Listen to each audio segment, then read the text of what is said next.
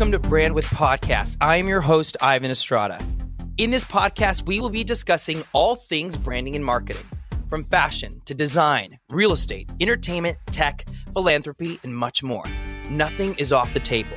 We will have guests from all over the world to give you a global perspective on branding and marketing.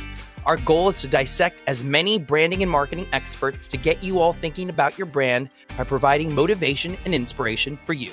Thank you all for listening, and let's roll.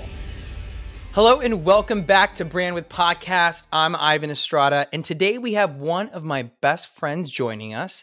She is the founder and CEO of Financially Wise Inc., a financial company offering fee-only financial and investment planning services, online courses, speaking services, and more. Her goal is not only to help manage people's finances, but to also educate them on money management to set them up to make the best monetary decisions. Our guest today is a go-to financial expert for the Wall Street Journal, CNBC, CNN, Entrepreneur Magazine, Good Day LA, Women's World, Glamour Magazine, and much more. Beside her strong passion and extreme knowledge of finance, she has built a niche for herself as a pioneering financial advisor who creates incredible content. I would like to introduce the certified financial planner, accredited asset management specialist, and chartered retirement planning counselor, Brittney Castro. How are you, my friend? How are you? Thanks for being on my show. I'm so happy to be here. And what an intro. I like it. I mean, even while I was reading it, I was like, wow, you're such a go-getter. You're just, since I've met you, you're just a great go-getter. You have this fire and passion about you. And, this is a branding show, and everything that you've done, you've attached yourself to incredible brands that just align with your values and your principles and who you are as a person. So, I mean, I'm sure this is just the beginning for you, right? You're just getting started. I think so. I hope so, for crying out loud. I think that's why you and I are so similar and why our original matchmaker set us up as friends, because our energy is very much the same with our passion and the intensity we bring to the things we do, not just only work, but just life in general. And so it's been a fun ride. But yeah, I hope this next chapter of my career is even like lots of new fun things that I don't even know yet.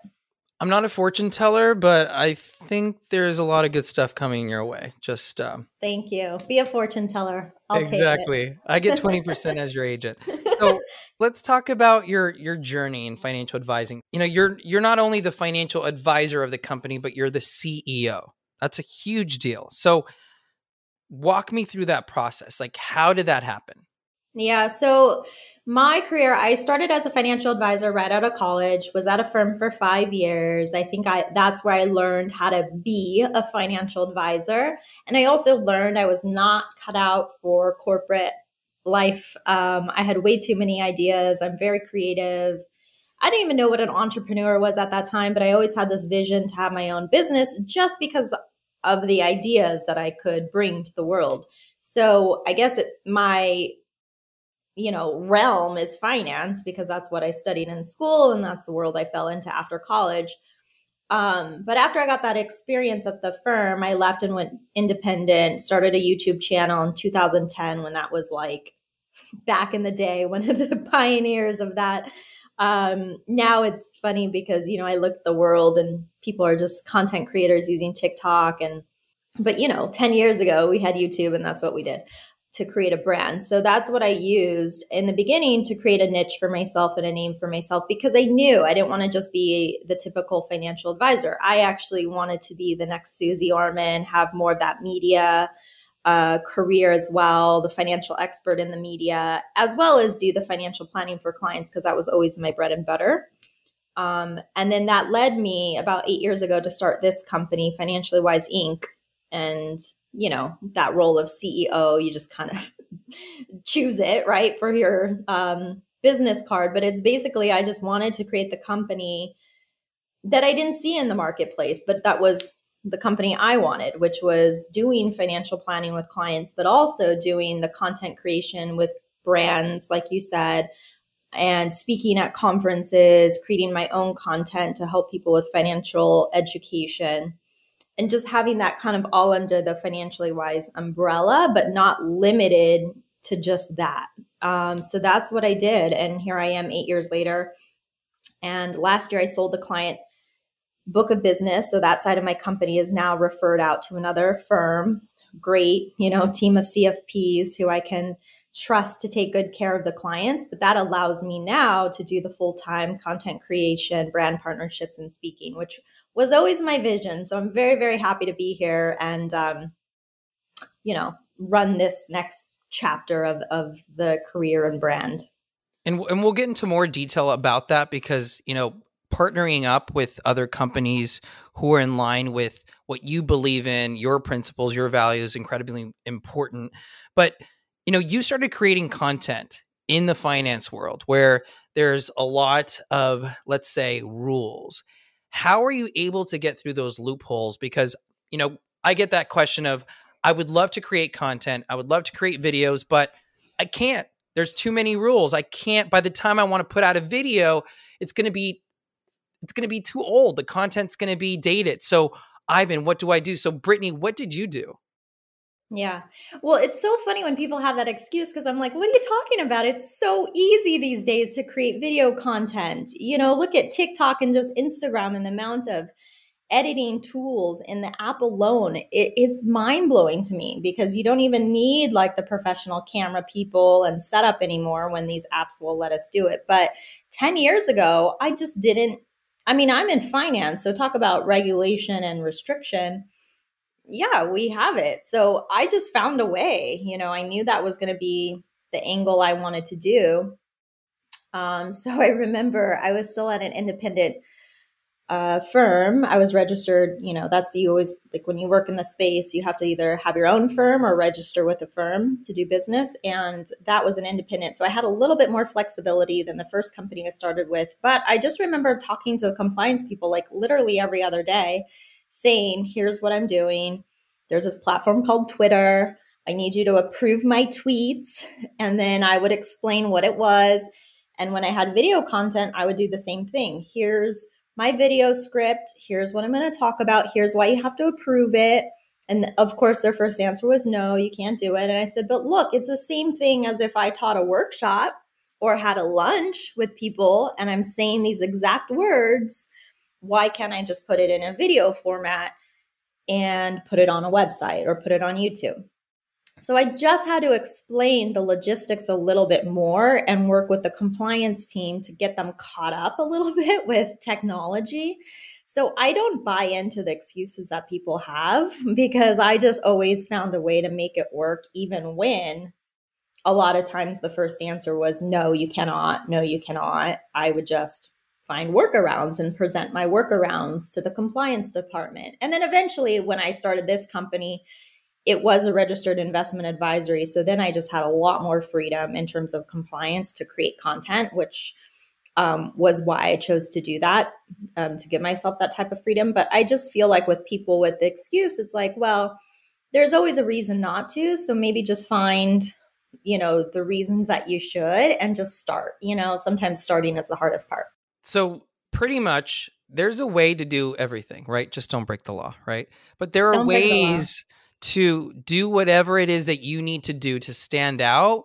You just have to find those angles. Like what you said, I really love what you did is you just needed to explain it a little bit more so that they understood, right? Because sometimes we don't want to do something because, the other person doesn't understand. And then we just decide, forget it. I'm not even going to go down that route. Sometimes all it takes is a little explanation and just the drive and ambition to just want to do it, right? And just be courageous and go for it. So talking about going for it, you went from Financially Wise Women, right? When we met to Financially Wise Inc., right? You did a whole rebrand. I remember our conversations about, you were trying to customize your website and with colors. Like, what was that journey like? Because I think a lot of us as entrepreneurs, we not only rebrand our companies, but we tend to rebrand ourselves, right? Like we need to kind of mutate into the new version of ourselves. How was that process for you? And what did you learn? Yeah. So It is exactly what you said. We have to constantly evolve. I'm actually in that evolving process once again. I'm going to rebrand once again. Um, but I think it was just a time. Like I feel like when you're in business and with a brand, there's levels. So like you establish a level, master it, and then you realize, okay, I either am going to grow or stay stagnant and die, not to be Debbie Downer, but I always choose growth, because I think as brands, as companies, we have to constantly grow and evolve. So I knew, I had the intuition, okay, I got to evolve and expand just beyond financially wise women, which, by the way, that was really important that I started with that, because I really did build a name for myself in that specific niche, targeting women professionals. But then I soon realized I worked with a lot of couples. I work with men. I love men too. I don't want to just have my brand be limited. Now that I've established myself, I want to evolve to the next level. So it was an evolution. And I think with creative process, or my creative process anyway, sometimes it's a lot of chaos. Like you're just like kind of in it, like questioning, having different, you're doing like I would do different research, look at other brands that are out there. Or what do I want to stand for? It's a lot of self-discovery work, figuring out what do I want to be at this new stage? What do I want to talk about? What does that mean towards the ideal client and my people, like my community? Who are they now? So it's a lot of like kind of like that, like the creative process of figuring it out. But then there's a point, and you know this, like right when it clicks and it's like go.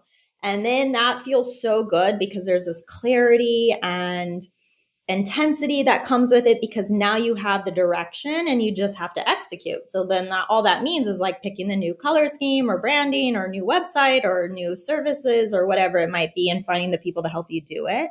But I always encourage people when they're in that creative process, now I know, like, let it be. However long it's going to be, it's going to be. The hard part is you have to maintain your current business, right?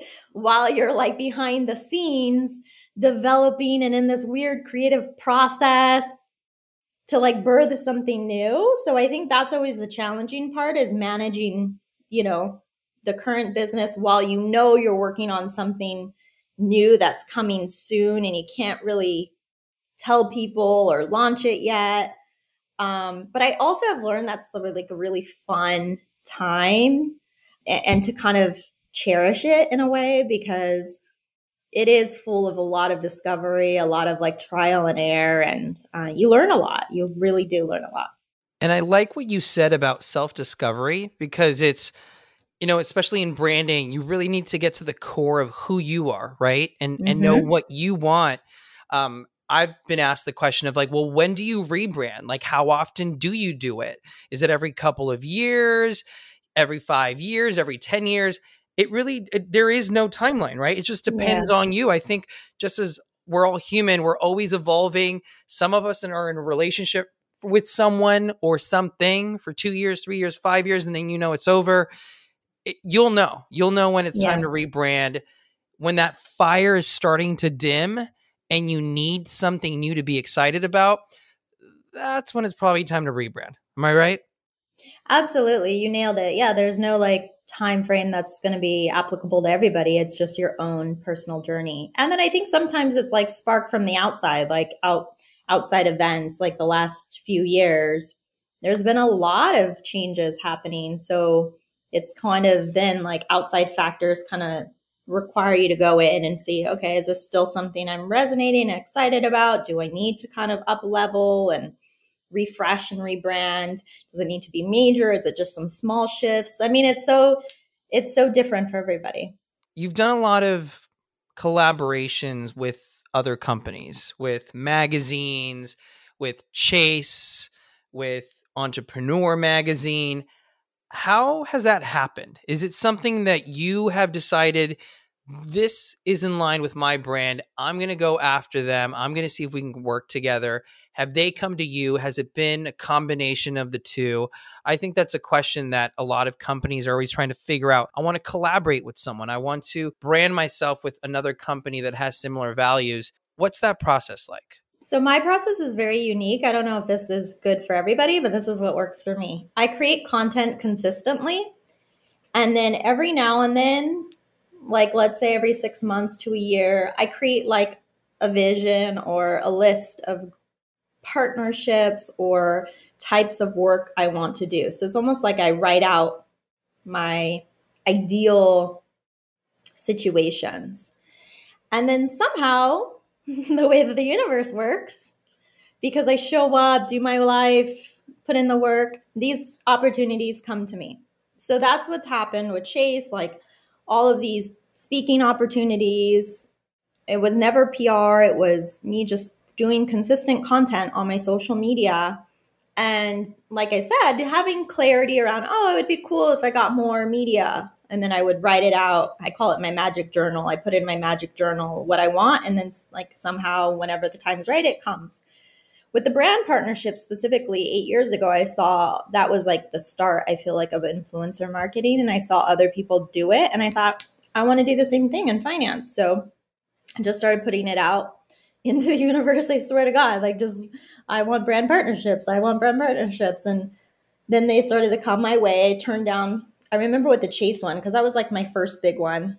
I think I turned down 2 that were promising right before, but it wasn't right for me. Like, even though the money was good, the partnership looked good, the brand and company itself wasn't in an alignment with what I would normally talk to my community about or what I would normally recommend.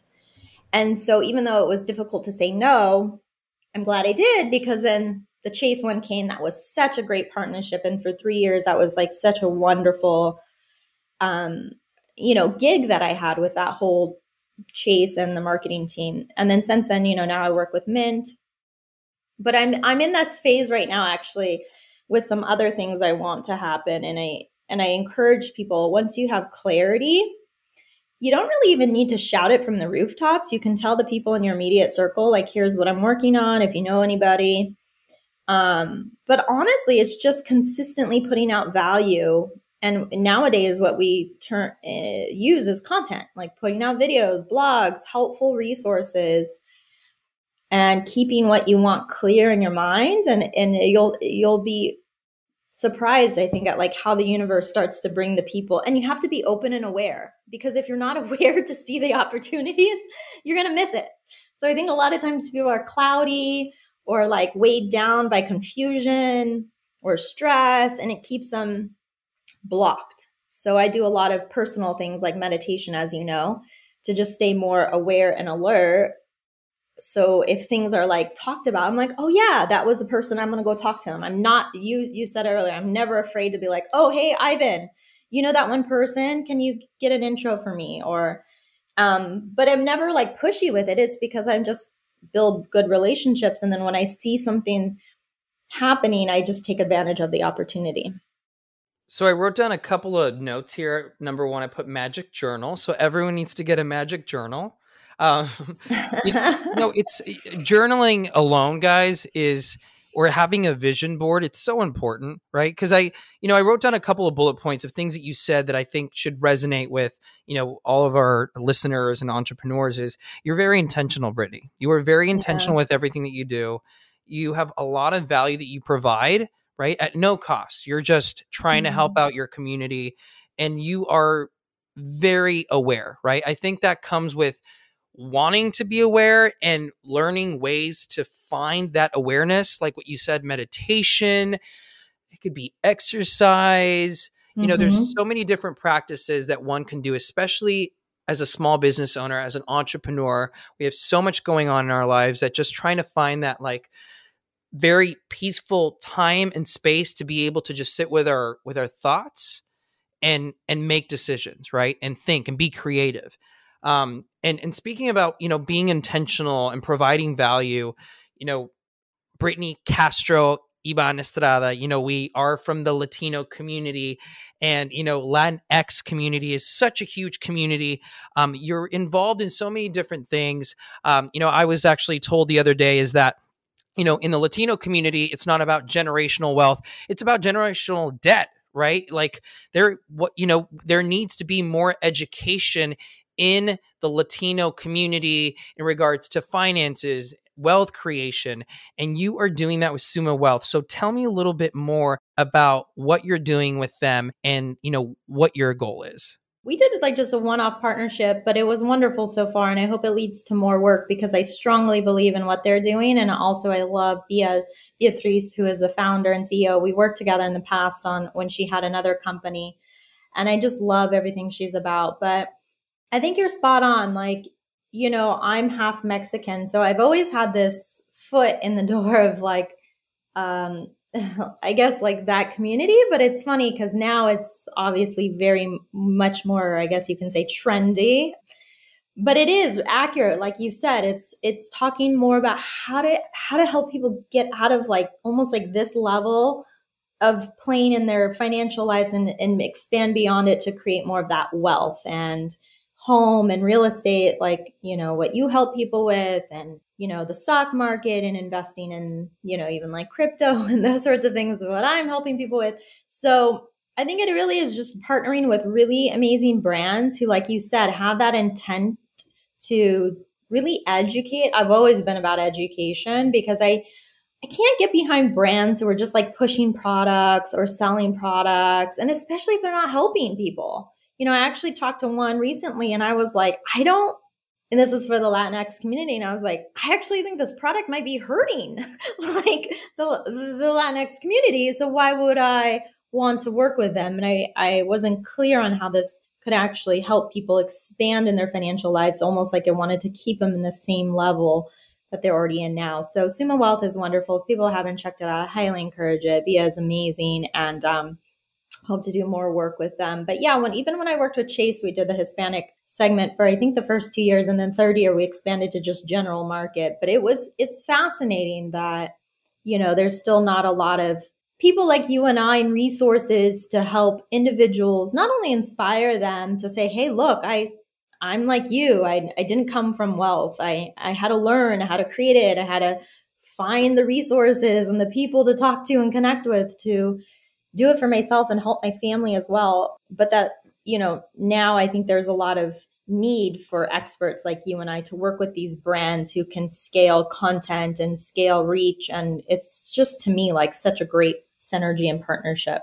Yeah, absolutely. And speaking about being part of a certain community, I mean, there's so many other different causes that I think all of us as human are connected to. It could be something regarding cancer research, a certain foundation, a certain community of yours. I mean, there's so many different levels of ways to be able to brand yourself, and not just as a branding effort, but just to help humanity, right? I think right now more than ever, our planet needs our help, our neighbors need our help, our friends, our family, and figuring out how we can be of value to them and to each other. And so let's, your content, Brittany, you're the content queen for women in financial investments. I want to know a little bit more about your process. So, yeah, people get stuck on what can I do? Like, what should I do with video? Should I just pick a topic? Should I, do I need to get a professional camera crew? Should I have a script? Should I memorize something? And you really have gotten down this process. And this is questions I get all the time, but you make it look so easy, so seamless.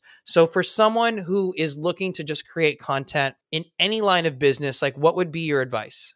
Ooh, well, if it's video content, I mean, look, the reality is people love video content. So if you can get your skills up and just learn how to deliver video content, even if you're so awkward in the beginning and the first ones are not that great, just start, because this is how, I consume content. I'm on Instagram, TikTok, YouTube, and I like to see a face as I'm hearing the content, right? I think that helps me as a human connect, because I'm all about like relationships and connecting. And if I don't feel that connection with someone, I don't give a they're the smartest person in the world. Like, it's just not going to resonate. That's my style. Like, I'm not good on blog forums. Like, I'm not one of those people that's like just online chatting and I don't see a face or like a video of the person, because I need that element of connection.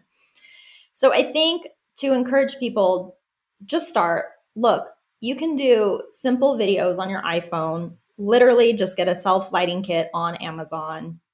write out topics. So my process is very streamlined just for time efficiency. So typically once a month, I create a batch of videos. I mean, lately I've just been doing them at home in my home office because of the way we're working. Most of it's work from home, but I'm starting to get like back with my video guy and like actually at an office space and, you know, kind of bring back that element of extra layer of professionalism. But I still like to write out every topic. Like if I'm going to talk about what is Bitcoin, right? So I know what my topic is going to be. And then I actually write a script, mainly because I think that helps me as a professional know exactly what I'm going to say and make sure it's very value rich. And then I send that to my social media manager as well. So then she has all this copy that she can take and turn into graphics or little phrases to use in our Instagram. So it's almost like doing one thing and being able to leverage it for multiple content forums. So I write a script and then usually I just film. Like once I write a script, it's actually kind of how I memorize it because I don't like to memorize scripts unless it's very specific with compliance. And you have to say things like in my profession, you have to say things like almost to a T with some topics you're talking about. Otherwise, it's not compliant approved and legal. But yeah, I just like to bring my personality and kind of the formula is like opening with a question, providing the advice, and then giving a call to action. So I think just keeping it simple, using an iPhone, using a light kit you can get on Amazon, writing out your topics and doing batch videos is like the best way to do it and get started and then build efficiency around it. Because I think everybody complains about the time involved, the money maybe, but a lot of those barriers are just, they don't even exist if you just plan it in your calendar and then just do it with your iPhone. So, and look, it doesn't need to be perfect. When I look at some of the videos I did starting in 2010, I mean, mind you, I've had a lot of experience since then. So it's very much embedded in me now to just throw up a camera and I could talk like you know, we've put in a lot of time, but back then it was like funny. I would watch my videos and I would actually self-critique. And that's how I learned to get better. And also my family and friends are so great because they give me feedback. And if they're like, Brittany, you look so serious, or why do you act weird? You know, they would give me very specific feedback, which helped me become better and better over time. So I think it's just being open to feedback, watching yourself, and then you could see, and it's just experience. You'll get better with time. And it all comes down to mindset, right, Brittany? Like Yeah. you just said, you just have to do it. Good advice that you gave was you just have to batch them all together. You pick a day out of the month, just do all the filming then, get it out of the way. It doesn't have to be word for word. No one knows. No one else saw the script. And then just throw it out there, right? And just launch it. And the thing that I loved that you just said also is about self-critique, right? Like you played your videos back, you watch them. You know, I've done that at the beginning. People, it is very uncomfortable, right? Some of us don't like how we sound, how we look. We start nitpicking certain things about ourselves. But, you know, that's the only way you're going to learn, right? That's the only way is just letting down that ego and just watching and seeing how you can perfect your craft.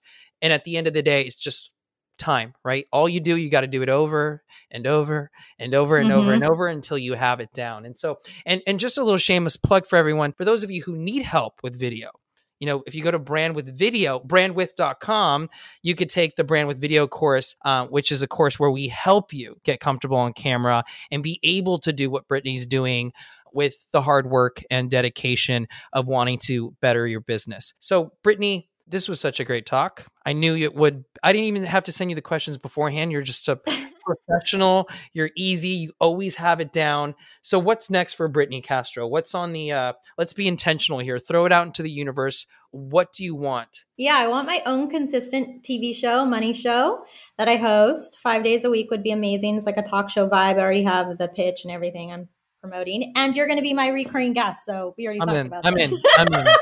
I'm in. I'm there. My lifelong dream is just to make a TV show with you and I. I'm perfect. Just send me the script at Ivan just. No, I'm like, every time I'm like, what can I do with Ivan? How can we work together more?